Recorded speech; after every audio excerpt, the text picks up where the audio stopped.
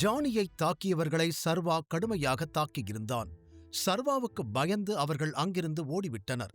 சர்வாவுக்கு நன்றி தெரிவித்துவிட்டு ஜானியும் அங்கிருந்து சென்று விட்டான். சிறிது நேரம் கழித்து சர்வா பாருக்குள் வந்தான். அங்கே சர்வாவின் போனுக்கு ஒரு மெசேஜ் வந்தது. அதை படித்து அவன் தானாக சிரிக்க ஆரம்பித்தான். அவன் ஷாம்பைன் கிளாஸை தொடக்கூட இல்லை. உடனடியாக எழுந்து நின்று விக்டரை உடனடியாக வெளியே சந்திக்கச் சொல்லிவிட்டு கதவை நோக்கி நகர ஆரம்பித்தான். அப்போது சர்வா யாரோ ஒருவரை மோதியதால் அவனது போன் அவன் கையிலிருந்து நழுவி கீழே விழுந்தது. அந்த நபர் கீழே இருந்த போனை எடுத்து சர்வாவிடம் கொடுத்தான். அந்த நபரின் முகத்தை பார்த்தவுடன் சர்வா அவனை அடையாளம் கண்டுகொண்டான்.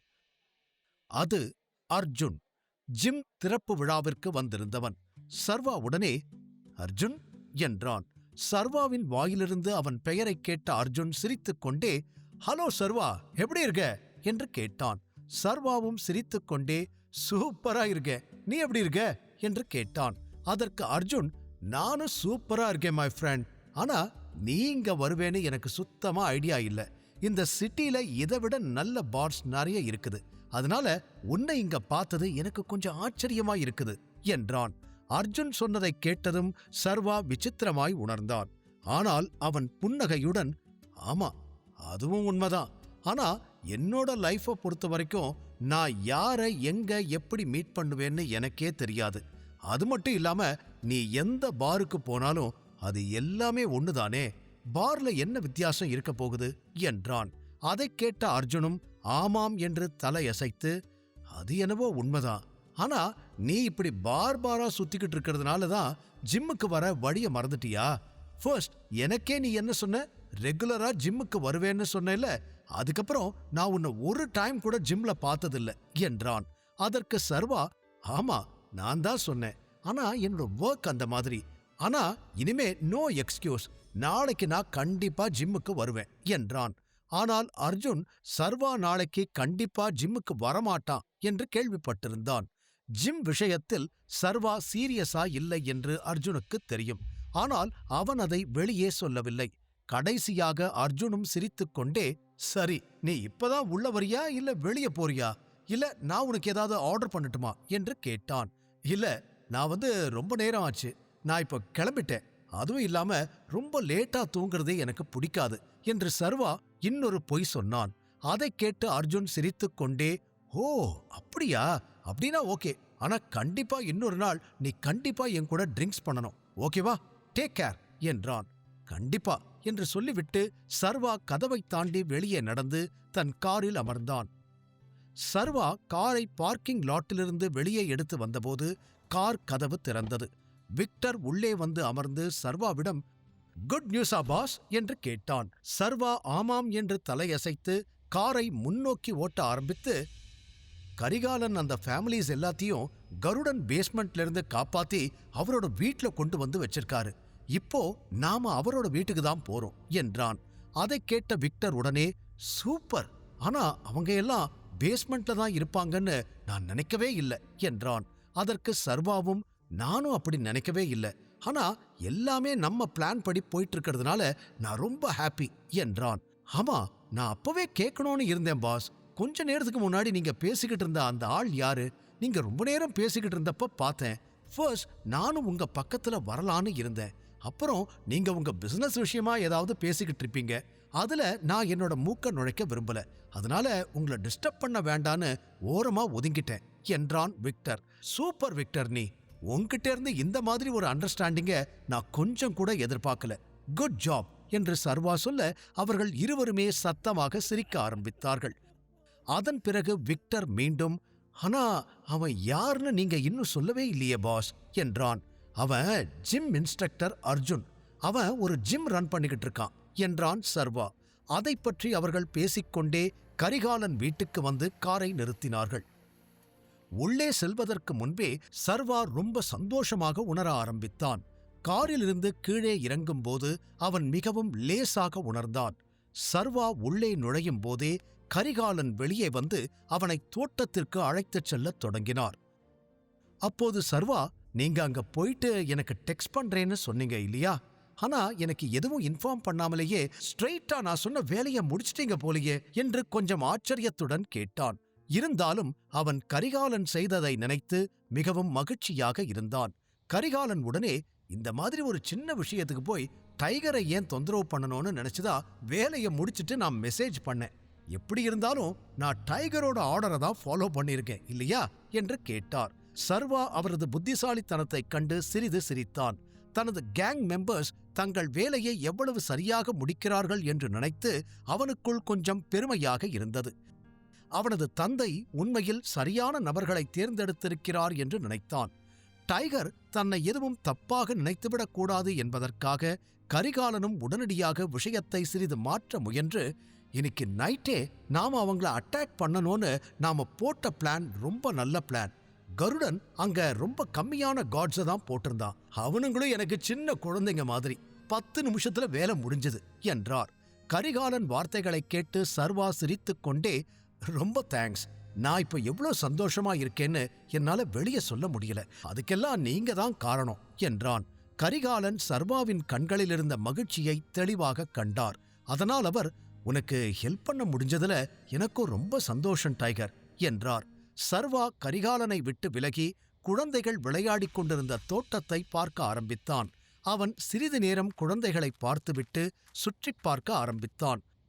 அப்போது அவனுக்கு ஏதோ தோன்ற அவன் கரிகாலனை பார்த்து, இவங்க எல்லாம் குழந்தைங்க, மத்த பொண்ணுங்க பெரியவங்க எல்லாம் எங்க என்று கேட்டான். அதற்கு கரிகாலன், பொண்ணுங்களும் பெரியவங்களுமா?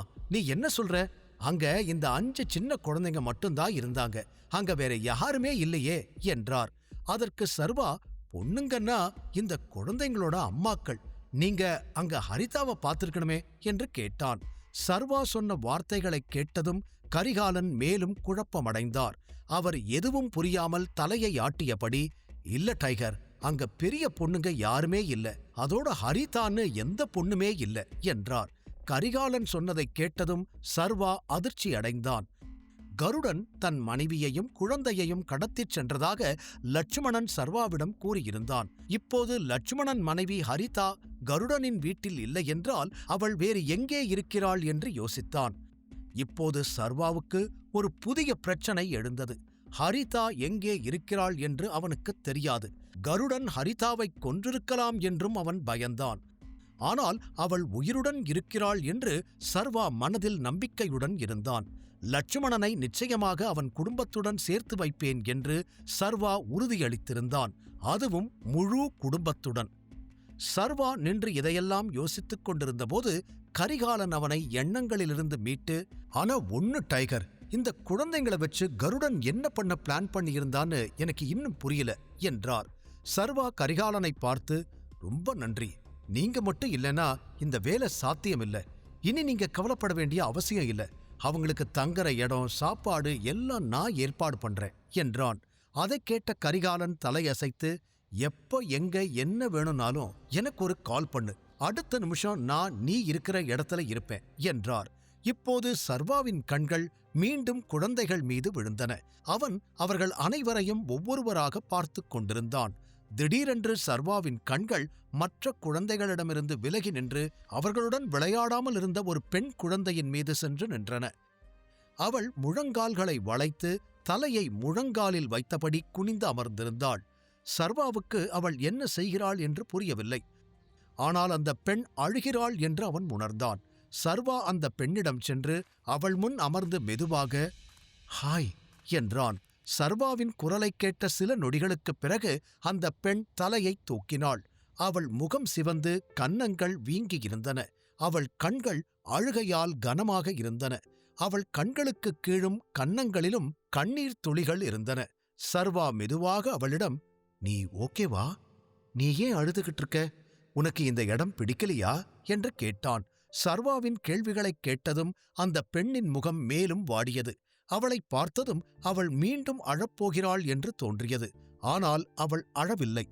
சர்வாவின் முன் தன் கண்ணீரை அடக்கிக் கொண்டு, அம்மா, நான் என்னோட அம்மா கிட்ட போகணும், நான் அவங்களை இப்பவே பார்க்கணும் என்று மெதுவாகச் சொன்னாள். அவள் குரல் மிகவும் மென்மையாக இருந்தது. அதைக் கேட்டதும் அவள் நீண்ட நேரமாக அழுது கொண்டிருக்கிறாள் என்பதும் புரிந்தது. சர்வா ஒரு கணம் அவளை கவனமாக பார்த்தான். இந்த பெண் வேறு யாருமல்ல, பிந்து என்று அவனுக்குத் தோன்றியது. எனவே அவன் மெதுவாக, "உன்னோட பேர் என்ன?" என்று கேட்டான். "பிந்து" என்று அந்த பெண் சொன்னாள். அதைக் கேட்ட சர்வா புன்னகையுடன், "கவலைப்படாத பிந்து, நான் உன்னோட அம்மாவை கண்டிப்பா இங்க கூட்டிட்டு வந்து உன் கூட சேர்த்து வைப்பேன்" என்றான். சர்வாவின் வார்த்தைகளை கவனமாக கேட்ட பிந்து தலையை ஆட்டி, "உங்களால அவங்கள காப்பாத்த முடியாது, அவங்க இனிமே திரும்பியே வர முடியாதுன்னு சொன்னாங்க" என்றாள். இதைக் கேட்ட சர்வாவின் புருவங்கள் சுருங்கி, "வர முடியாதுன்னு சொன்னாங்களா? யார் சொன்னா? உன்னோட அம்மா எங்க இருக்காங்கன்னு உனக்கு தெரியுமா?" என்று கேட்டான். பிந்து உடனடியாக தலையசைத்து, "அவங்கள எஸ்காட்டுக்கு கூட்டிட்டு போயிட்டாங்க. எஸ்காட்டுக்கு போன யாரும் திரும்பி வரவே மாட்டாங்கன்னு சொன்னாங்க. என்னோட அம்மா அங்கேயேதான் இருக்கணுமா. இனிமே எனக்கு யாருமே இல்ல. நான் ஒரு அனாதையாகிட்டேன்" என்று சொன்னாள். இந்த முறை இதையெல்லாம் சொல்லிக்கொண்டே அவளால் கண்ணீரை நிறுத்த முடியவில்லை. அவள் கண்ணீர் மீண்டும் வழியத் தொடங்கியது. சர்வா பிந்துவின் கையை பிடித்து அணைத்தான். அந்த பெண்ணின் இதயத்தில் எவ்வளவு ஆழமான வலி இருக்கும் என்பதை சர்வாவால் உணர முடிந்தது. "தயவு செஞ்சு அழாத பிந்து, கொஞ்ச நாள்ல எல்லாம் சரியாகிரும்" என்று சொல்லி பிந்துவின் தலையை தடவி விட்டான். பிந்து சற்று அமைதி அடைந்ததும் சர்வா, "இதெல்லாம் உனக்கு யார் சொன்னா? நீ எங்கிருந்து இதையெல்லாம் கேட்ட?" என்று விசாரித்தான். அதற்கு பிந்து மெதுவாக, "அந்த ஆளுங்க தான் என்கிட்ட சொன்னாங்க. என்னோட அப்பா அவரோட உயிரை காப்பாத்திக்க ஓடிட்டார்னு, என்னோட அம்மா திரும்பி வர முடியாத இடத்துக்கு போயிட்டாங்கன்னு, எனக்கு இனிமே யாருமே இல்ல, நான் ஒரு அனாதைன்னு சொன்னாங்க" என்றாள். பிந்துவின் வார்த்தைகளை கேட்டதும் சர்வா மீண்டும் அதிர்ச்சி அடைந்தான். அந்த பெண் மிகவும் துணிச்சலானவள், புத்திசாலி. அவளுடைய வயதுக்கும் அவளுடைய புரிதலுக்கும் இடையே நிறைய வித்தியாசம் இருந்தது. சர்வா பிந்துவின் தலையில் தடவி, "இங்க பார் பிந்து, உன்னோட அப்பா எங்கேயும் ஓடிப்போகல. இன்னைக்குதான் நான் அவர்கிட்ட பேசினேன். நீ எங்க இருக்கேன்னு அவரு சொன்னதுனாலதான் நாங்க உன்னை அங்கிருந்து காப்பாத்தி இங்க கூட்டிட்டு வந்திருக்கோம்" என்றான். இதைக் கேட்டதும் பிந்து ஆச்சரியப்பட்டு, "அப்படின்னா என்னோட அப்பா உண்மையாவே ஓடிப்போகலையா?" என்று கேட்டாள். சர்வா மெதுவாக இல்லை என்று தலையை ஆட்டிக்கொண்டு, "இல்ல, அவர் எங்கேயும் ஓடிப்போகல. ஒரு உண்மையை சொன்னா அவர் உனக்காக ரொம்ப நாளா வெயிட் பண்ணிக்கிட்டு இருக்காரு. அதோட அவர் உன்னை ரொம்ப லவ் பண்றாரு" என்றான். இதைக் கேட்டதும் பிந்து இப்போது அழுவதை நிறுத்தி அவள் தொண்டையைச் செருமிக்கொண்டு, "சரி, அப்படின்னா நான் எப்ப என்னோட அப்பாவை மீட் பண்றது? நான் அவரை எங்க போய் பார்க்கணும்?" என்று கேட்டாள். "ரொம்ப சீக்கிரமாவே அவரை பார்க்கலாம்" என்றான் சர்வா புன்னகையுடன். பிந்து தன் பெரிய கண்களை சிமிட்டி, "அப்படின்னா அவங்க சொன்னது எல்லாமே பொய்யா? என்னோட அம்மா எஸ்காட்டுக்கு போகலையா?" என்று கேட்டாள். இந்த வார்த்தைகளைக் கேட்டதும் சர்வா சிரித்தான். ஆனால் அவனுக்கு திடீரென்று ஏதோ புரிந்தது. அவன் பிந்துவிடம், "ஒரு நிமிஷம் இரு, எஸ்காட்? உன் அம்மா எஸ்காட்டுக்கு போயிட்டாங்கன்னு நான் சொன்னாங்க" என்று கேட்டான். பிந்து மீண்டும் தலையசைத்து, "ஆமா, அப்புறம் அவங்க திரும்பியே வரமாட்டாங்கன்னு சொன்னாங்க" என்றாள். இப்போது சர்வாவால் முழு புதிரும் தீர்க்கப்படுவதை பார்க்க முடிந்தது. அவன் விரும்பவில்லை என்றாலும் இந்த நேரத்தில் அவனது மனதில் ஒரே ஒரு பெயர் மட்டுமே மின்னியது. அதுதான் ஹனி ரோஸ்.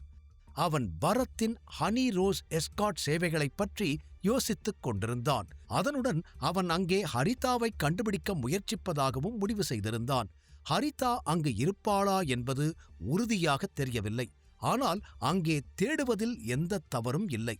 லட்சுமணனுக்கு அளித்த வாக்குறுதியை விரைவில் நிறைவேற்ற விரும்பினான். அப்போது பிந்து, "உங்களால என்னோட அம்மாவை உண்மையாவே காப்பாற்ற முடியுமா?" என்று கேட்டாள். சர்வா நம்பிக்கையுடன் பிந்துவின் கண்களை பார்த்து, "என்னோட பேரு சர்வேஸ்வரன். இப்போ நான் உனக்கு ஒரு ப்ராமிஸ் பண்ணி தரேன். உன்னோட அம்மா இந்த உலகத்துல எங்க இருந்தாலும் நான் அவங்கள காப்பாத்தி கூட்டிட்டு வந்து உன் கண்ணு முன்னாடி நிறுத்துவேன்" என்று உறுதியளித்தவன் பிந்துவை தன்னோடு அணைத்துக் கொண்டான். ஹரிதா உண்மையில் பரத்தின் எஸ்காட்டில்தான் இருக்கிறாளா? சர்வாவால் அவளை காப்பாற்றி பத்திரமாக பிந்துவிடம் கொண்டு வந்து சேர்க்க முடியுமா? முழு கதையையும் கேட்டு மகிழ பாக்கெட் FM ஏபி டவுன்லோட் செய்யுங்கள். லிங்க் டிஸ்கிரிப்ஷனில் கொடுக்கப்பட்டுள்ளது.